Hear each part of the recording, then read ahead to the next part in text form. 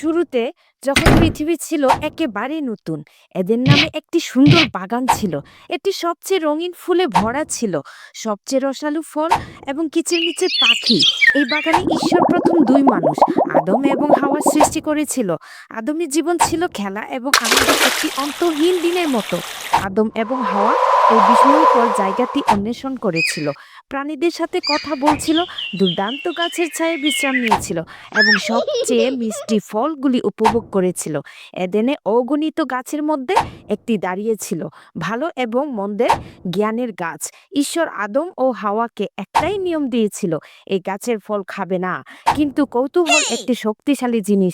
একদিন একটি ছিমছাম সাপ হাওয়ার কাছে এসেছিল। এটি একটি লোভনীয় চিন্তা ফিস করে বলল, ফল খান এবং আপনি ঈশ্বরের মতো জ্ঞানী হবেন। আপনি ভালো এবং মন্দের মধ্যে পার্থক্য জানতে পারবেন। ফলটি এত আকর্ষণীয়, এত সুস্বাদু লাগছিল এবং প্রজ্ঞার প্রতিশ্রুতিও খুব লোভনীয় ছিল। হাওয়া এগিয়ে গেল, ফল নিল ও কামড় দিল।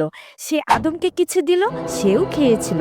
কিন্তু যে মুহূর্তে তারা ফলটির স্বাদ গ্রহণ করেছিল, তাদের চোখ এমনভাবে খোলা হয়েছিল যে তারা আশা করেনি। তারা জিনিসগুলোকে ভিন্নভাবে দেখেছিল এবং খাওয়া হয়েছিল। তারা ঈশ্বরের অবাধ্য ছিল। তারা ভয় এবং লজ্জা অনুভব করেছিল। বাগানের আনন্দে তারা কখনোই জানতো না এমন আবেগ। যখন তারা কি করছিল তা ঈশ্বর জানতে পেরেছিল, তিনি তাদের অবাধ্যতায় গভীরভাবে দুঃখ পেয়েছিলেন। এর পরিণতি হলো তারা আর এদেনে থাকতে পারেনি।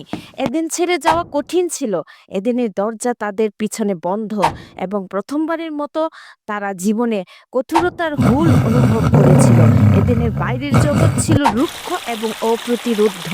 আদম এবং হাওয়াকে আশ্রয় থেকে সব কিছু শিখতে হয়েছিল, কিভাবে খাবার বাড়ানো যায়, আশ্রয় নির্মাণ এবং বেঁচে থাকার সংগ্রাম। জীবন আর আনন্দময় আবিষ্কারের ধারা ছিল না, বরং বেঁচে থাকার সংগ্রাম ছিল। এই নতুন পৃথিবীতে তারা জীবনের সম্পূর্ণ বর্ণালী অনুভব করেছে, আনন্দ এবং দুঃখ, সাফল্য এবং ব্যর্থতা, জন্ম এবং মৃত্যু।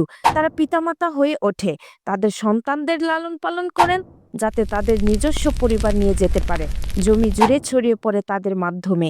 আদম এবং হাওয়া আবিষ্কার করেছিলেন তাদের নিজস্ব শক্তি এবং স্থিতিস্থাপকতা।